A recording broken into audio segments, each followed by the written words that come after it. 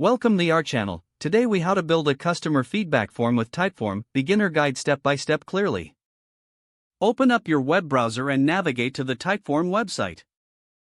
If you don't have an account, click on the sign up button and create one.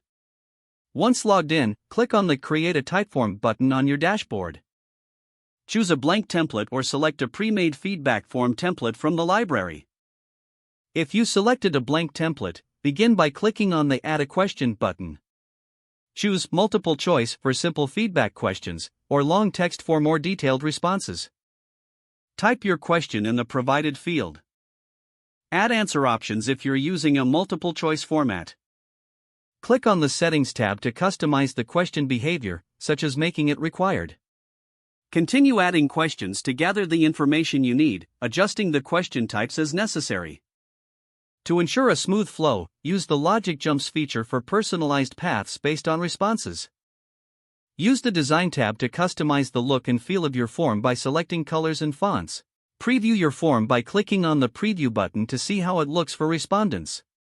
Once satisfied, click the Share button to get a link to share your form. Consider embedding the form on your website by selecting the Embed Code option. Test your form by filling it out yourself to ensure everything works as expected. Make any final adjustments needed based on your test responses.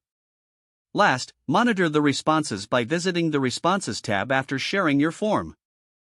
That's it. You've successfully built a customer feedback form using Typeform. If the page does not load, refresh the browser or try again in a private or incognito window. Make sure you are using the correct email address, then retype it carefully to avoid small typos. If your password is not accepted, use the Reset option and create a new strong password you can remember. Check your spam folder for verification or security emails, then complete any requested confirmation steps. Enable two-factor authentication if available to improve account security and reduce unauthorized access risk. After signing in, review your profile details so your contact information and settings are accurate and current. If you see an error message, note it down and try again after restarting your device and internet connection.